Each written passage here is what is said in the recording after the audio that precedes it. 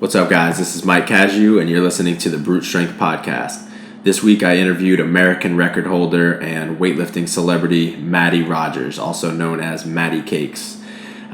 We obviously talk a lot about weightlifting, how she got to be so self-confident, and how she makes it a habit of going 6 for 6.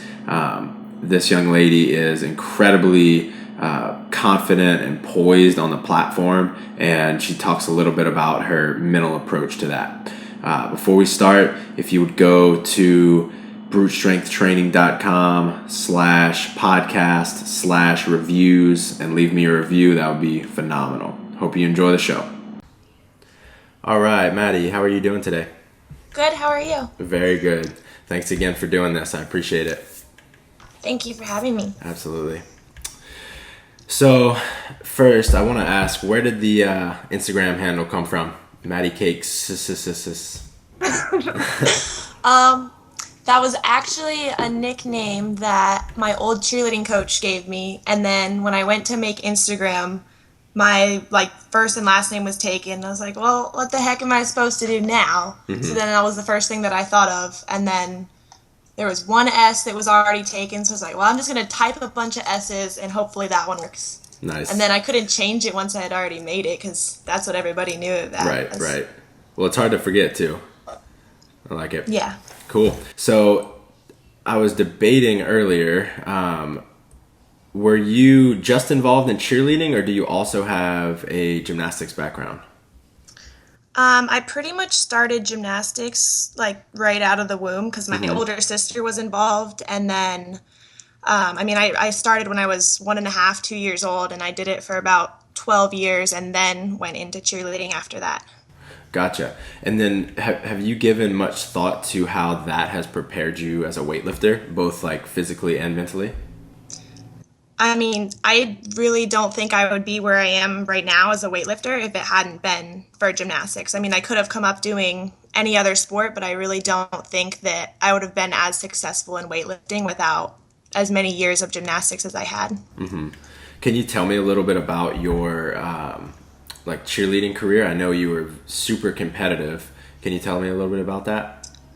I started at a pretty small gym that's right around the corner from my house. And it was all competitive cheerleading. And the first couple years, I still kind of knew they used me for only the gymnastics parts, and I'd stand in the back when they were doing the actual cheer stuff, because I was not very good at first.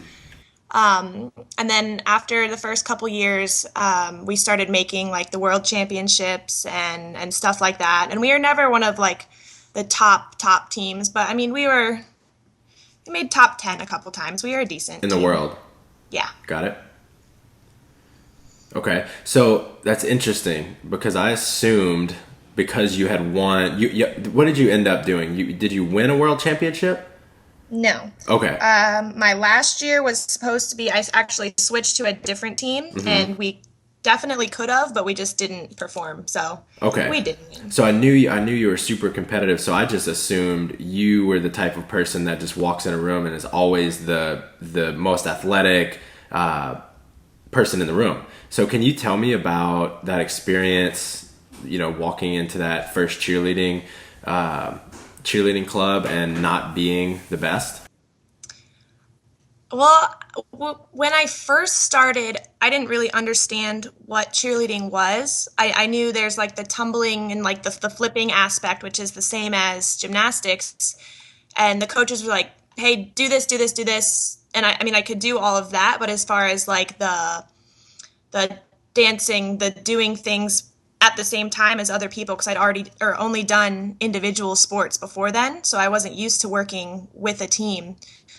So, I did the best that I could at the things that I could, and then it just took me a little while to catch on to the other stuff. Mm-hmm. Were you hard on yourself at all during that time, or you just thought of, this is part of the process? Yeah, but then I pushed myself harder in the things that I could do the first year or so. Mm-hmm.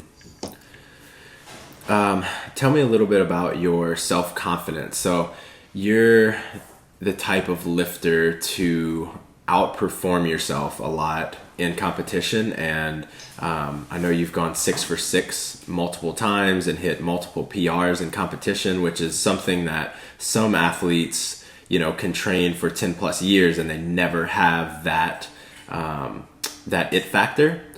What do you attribute that to?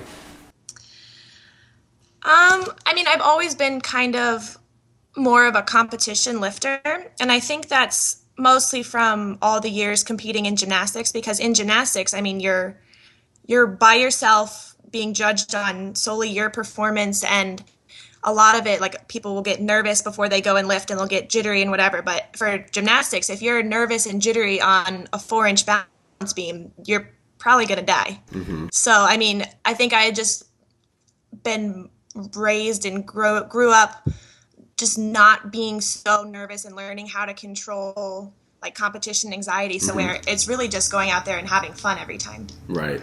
So I definitely want to get into that in more detail later, but are there any things that you do consciously and like proactively to reduce your jitters and ensure that it's like a fun feeling the whole time? Or is that just kind of like the way you've trained your mind and body, and it's natural now, it's automatic? It's pretty automatic. When I first started weightlifting, it wasn't like that. Of course I still get nervous and everything, but it's more of how you approach the lift and how you think about it than like something you have to do to calm yourself down or something like that. Mm-hmm. And do you have that same feeling in, say, your schoolwork or your relationships and stuff like that? Do you have that same sense of self-confidence?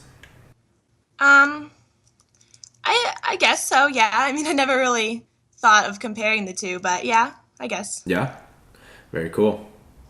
Tell me about your relationship with your coach. How does he encourage you? Is he like soft, hard? How does that work?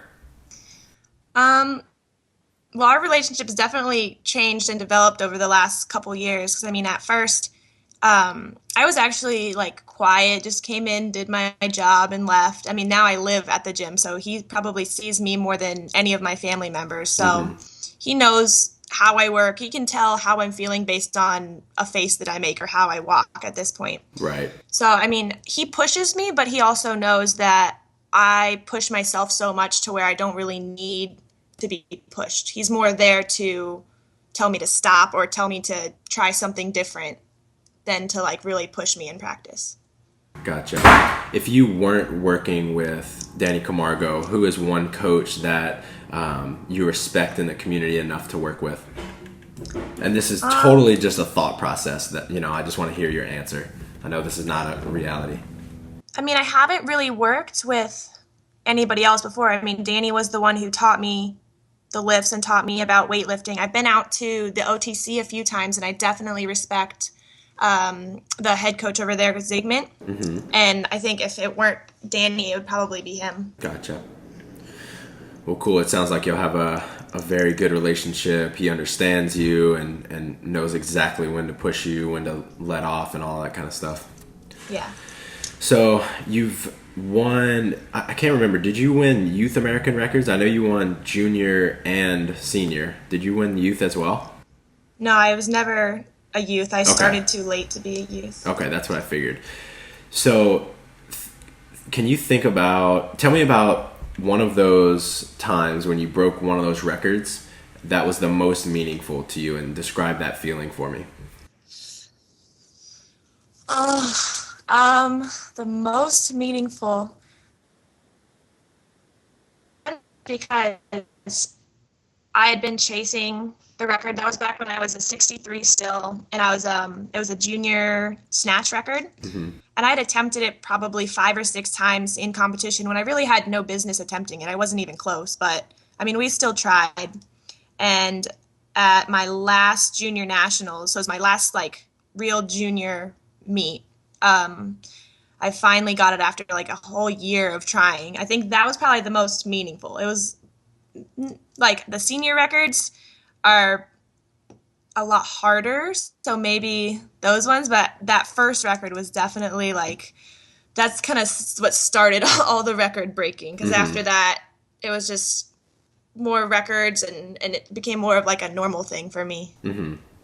What kind of standard do you set for yourself? I mean, that's like, you know, you're by far the most competitive American in your weight class, so you have to, you know, go outside of the country to be super competitive. What kind of standards do you set for yourself?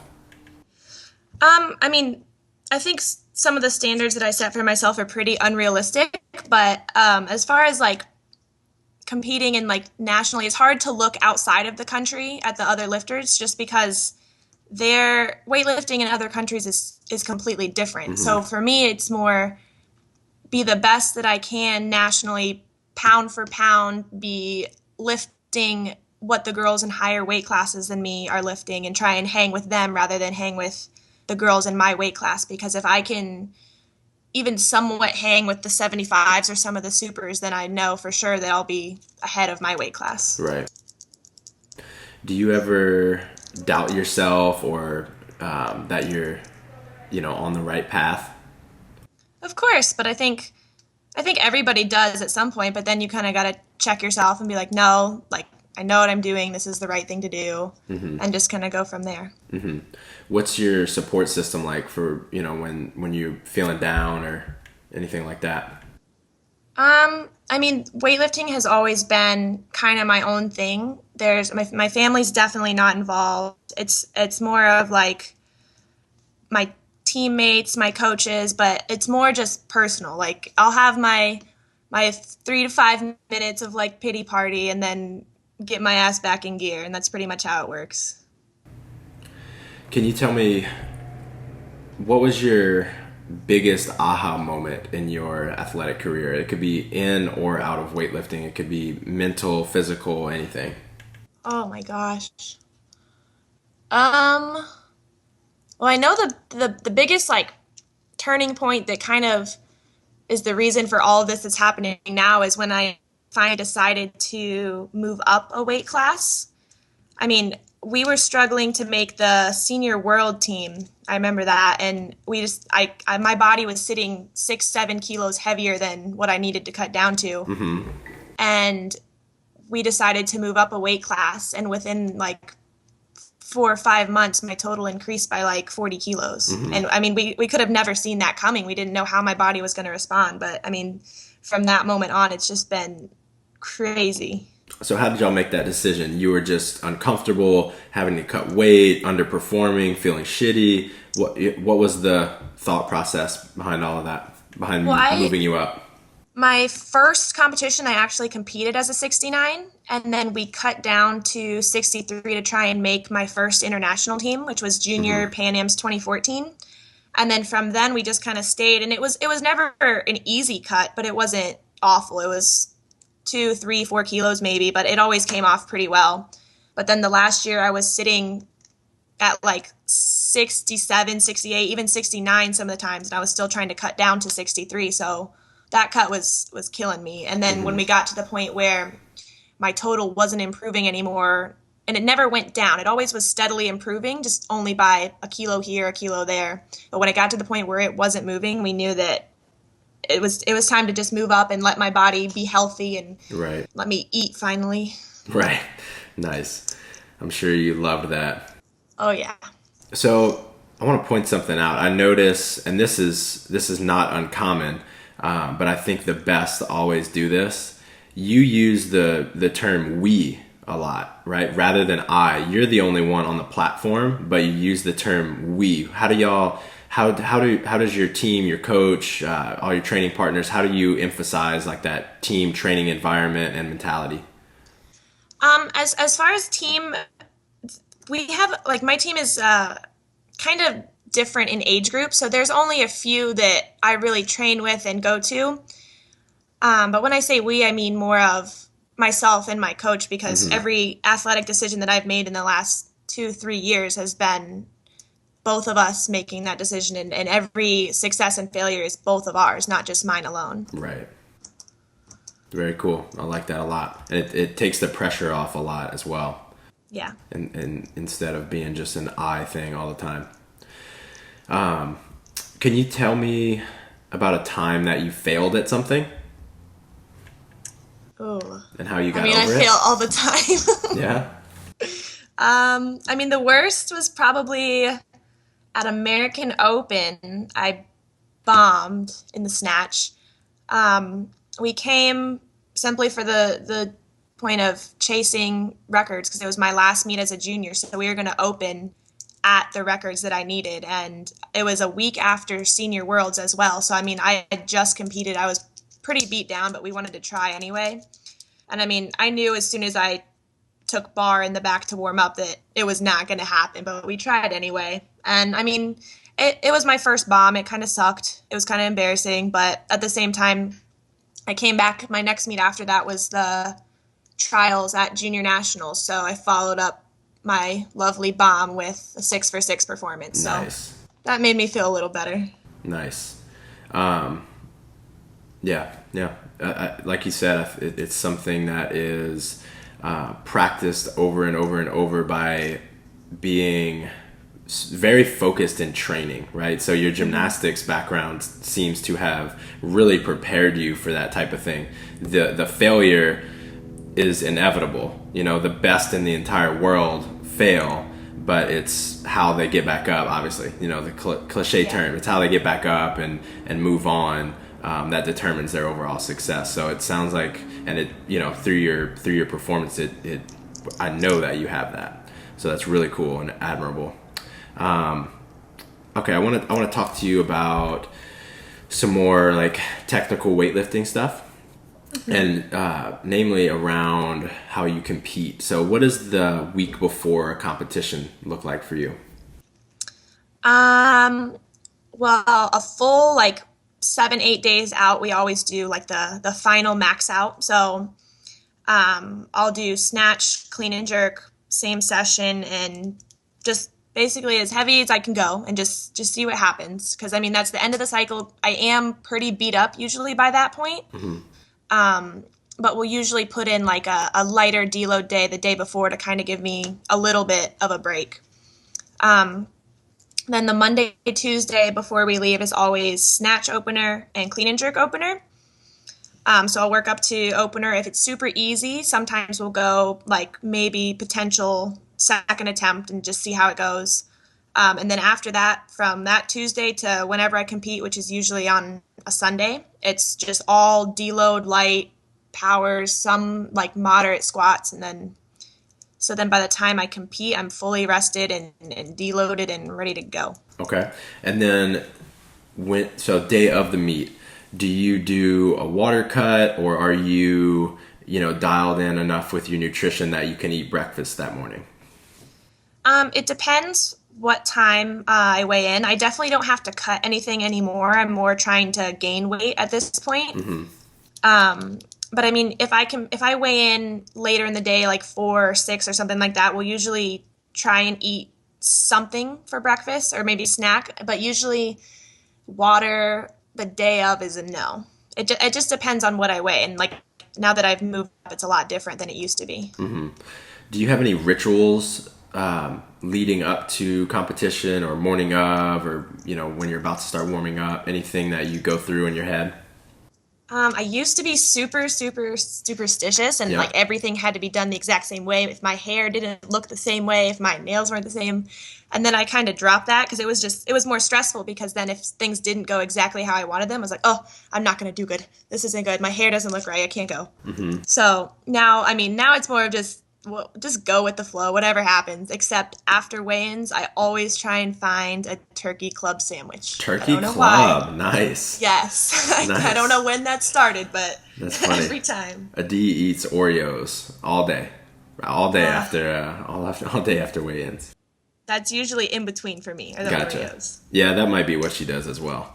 She'll usually eat a big sandwich or something right after weigh-ins. Mm-hmm. Okay, what does your mental preparation look like before competition? And I know I'm kind of circling around the same question a few times this conversation, but again, you're so you have such a presence on the platform, and you are able to hit big lifts when it matters, and so I really want to try to dive into that. I think I do better if I just don't even, like, if I focus on, like, okay, I need to get focused. I need to do this. I need to, like, start listening to music, getting pumped up, whatever. I think that stresses me out more than just acting like it's a normal day. Just wake up, do whatever I want to do, chill. I mean, if half the people saw me during training and in the back warm-up area at competitions, they'd probably be surprised, because I totally mess around the entire time. Like, you'd think I'd be so focused and quiet, intense. And that's totally not it. Right. Well, yeah, there's something to be said for being relaxed, especially on the snatch, right? Yeah. When overstimulation, you're gonna throw the bar over your head. So what are you telling yourself before your first lift? Okay, the first one's always a little bit scary. Even no matter how many times you compete, the first one is always the scariest. But when I'm in training, I'm such a perfectionist that there's always something that when I'm getting set up, when I'm doing something that I'm focused on, so whether it's pull, whatever, there's always something. But when I get to competition, it's more just don't think and let my body do what it knows how to do. I try not to think at all. Right. I just kind of go, and I know that if I prepared correctly and if I've done everything that I should have done in training, that it'll be there. Right. What does your coach tell you if you miss a lift? I don't know. I mean, I don't usually miss, like, openers, knock on wood, but just any lift. Any lift at all? Oh my gosh. He'll tell me what he saw, what he thinks I need to do different. Sometimes he'll just say it was a matter of you didn't want it, or be more aggressive or something like that. It's never like, he's never mad at me or anything like that. He's just do it again. Right. So what are you telling yourself if you miss a lift? Where I went wrong, what I did wrong. Usually I can feel why. I mean, there's every now and then there's a couple lifts where I'm like, what the heck? I don't even know what I did, but that's what my coach is for. Right. So changing gears again, what do you think is the most rewarding part of being involved in weightlifting for you? I don't know. I mean, when I first started, it was just, it's what I love. It makes me happy. But I think now that I've kind of grown my name and my brand per se, I think the most rewarding part is the effect that it's had on other people, not just myself, like young girls or people trying to get into the sport that had no idea it even existed. I mean, I think that's probably the most rewarding, because people will let me know. They'll be like, hey, I'm 12 and I'm starting weightlifting, and I look up to you, whatever. So I think that's the coolest part. So what is the Mattie Rogers brand? What's your mission? I don't know. I don't really have a mission. I just want to lift weights, but I don't know. Just, I don't want to say that I'm here to inspire and blah blah blah. I'm just here to lift weights, and whatever happens. If people like it, then that's awesome. If not, then they don't have to pay attention to it. Right. Yeah, you can absolutely say that. I think you're inspiring a lot of young women and men. So let's see.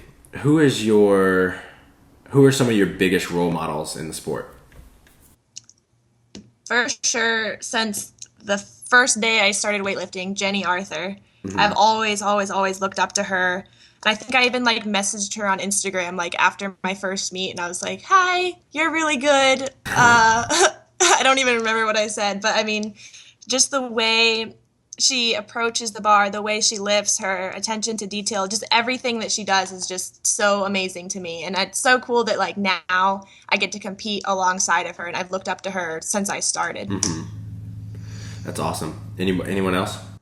I don't know. It's I like certain things from a bunch of different international lifters. If I could take someone's pull and someone's catch and all these different things. There's nobody in particular though. Right.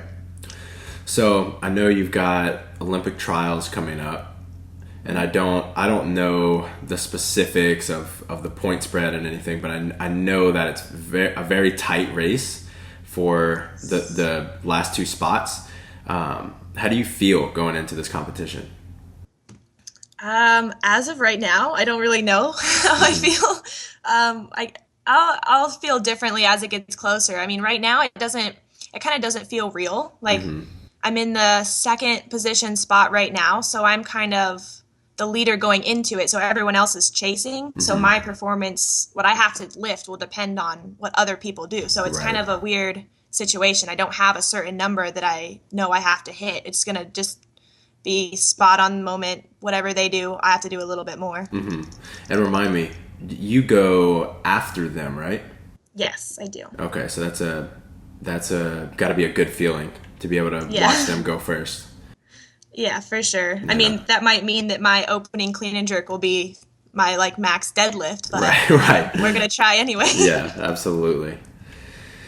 Um, a couple more questions, then we'll wrap it up. So you are 21, 20. 20. So you had this successful cheerleading career, but I'm sure you came out of or out of high school thinking, or kind of wondering, what am I going to do athletically and all that kind of stuff. And here you are, you're a professional athlete. What is it? What is it like suddenly becoming an internationally, known athlete, breaking American records, and all the while going to college and being a college kid? I mean, obviously, I never would have thought this could happen, especially not for this sport. Like, I didn't even start this until the end of my high school days, pretty much. So it's just happened so fast, and so much has changed in the last like 1.5, 2 years. I, I don't even know what to think. I Hmm. mean, it's so cool that I just get to lift, and I mean, that's all I have to do. I don't have to do anything else. I put school on pause until Okay. after all this stuff, but I plan to go back in the fall. Gotcha, gotcha. Do you have a hard time balancing your friendships or any other interests that you have in life being kind of outweighed by being in the gym all day? No, I mean, my life revolves around weightlifting as it Hmm. has for the last year or so because I mean, it's had Right. to try and play catch up with these girls who have been lifting for 5, 10 years. Hmm. So, I mean, weightlifting is my priority, and if like it means I don't get to hang out with people, I don't get to do stuff, that's totally fine with me. Hmm. If you could give one piece of advice to beginner weightlifters, what would it be? Ooh. Um, it would be to just have fun and not stress because I've seen so many kids try and go and qualify for things and try and hit numbers, and they're so number focused, and I want to hit this and this and this, that they don't have fun because if they don't hit it, they're upset, and then, well, I'm not very good, I don't train, whatever. But they're missing the whole point of that you do the sport because you enjoy it. Hmm. And I think that's one of the biggest things that not even beginners, that people who have been in the sport and lifting for a while, that they miss. Right. That's good advice.